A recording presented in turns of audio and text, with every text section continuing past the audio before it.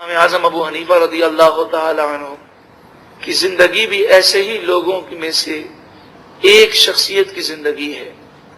آپ بکثرت اللہ کا ذکر کرتے اور بکثرت قرآن پاک کی تلاوت کرتے، یعنی بلا مبالغہ آپ نے اپنی زندگی میں سینکڑوں مرتبہ قرآن مجید فرقان حمید کو ختم کیا، اور آپ بزنس کے معاملات میں اس قدر محتاط تھے۔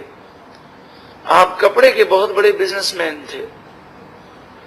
کپڑے کا ایک تھان جس میں عیب تھا، تو اپنے غلام سے آپ نے کہا، اپنے نوکر سے کہا کہ میں کام سے جا رہا ہوں، دیکھو یہ اس تھان میں عیب ہے، اگر تم کسی کو مال بیچو اور یہ تھان بیچنے لگو تو اس کا یہ عیب بتا دینا، کیونکہ جس چیز میں ہمیں عیب معلوم ہے وہ اگر عیب ہم سامنے والے کو نہ بتائیں تو وہ سودا حرام ہو جاتا ہے۔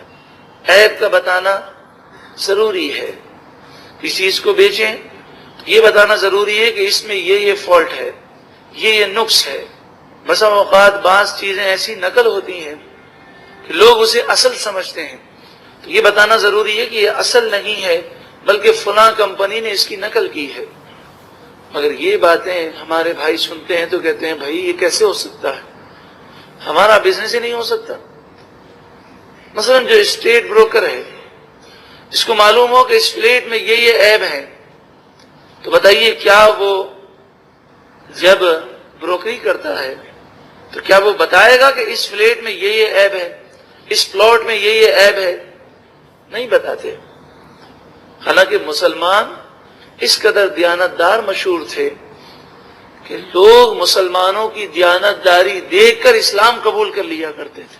اب مسلمانوں کی بددیانتی دیکھ کر کئی لوگ اسلام سے دور ہو جاتے ہیں، یعنی اسلام کے قریب آتے آتے کافر رک جاتے ہیں، اور اکثر کافر ہی کہتے ہیں کہ اسلام سب سے پیارا مذہب ہے، لیکن افسوس فی زمانہ جو مسلمان ہیں یہ دنیا کی بدترین قوم ہے، جھوٹ یہ بولتے ہیں، دھوکہ یہ دیتے ہیں، فراڈ یہ کرتے ہیں، عیبی چیزیں یہ بیچ دیتے ہیں، اور اسے بہت بڑا کاروباری ٹیک اور کمال سمجھتے ہیں۔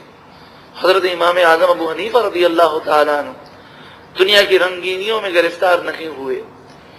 آپ جب واپس آئے تو آپ کے خادم نے کہا حضرت آج تو کمال ہو گیا، کوئی باہر شہر سے، کوفہ کے باہر سے کوئی تاجر آیا تھا، اسے تو ہماری پوری دکان کا مال پسند آ گیا، سارا مال لے گیا اور سب مال بک گیا۔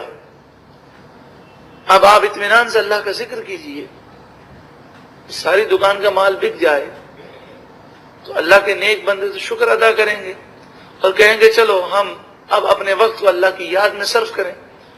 حضرت امام اعظم ابو حنیفہ رضی اللہ تعالیٰ عنہ فکر مند ہو گئے۔ آپ نے فرمایا وہ تھان جو تھا ہزاروں یا لاکھوں درہم کا جو نفع ہوا اس کی پرواہ نہیں ہے، ایک فکر ہے، وہ جو تھان تھا عیب والا وہ کدھر ہے؟ تو حضرت وہ تو چلا گیا اس کے ساتھ۔ آپ نے فرمایا اس کو بتایا تھا کہ اس میں یہ عیب ہے؟ او حضرت میں تو بھول گیا۔ آپ نے فرمایا نعوذ باللہ من ذالک استغفر اللہ۔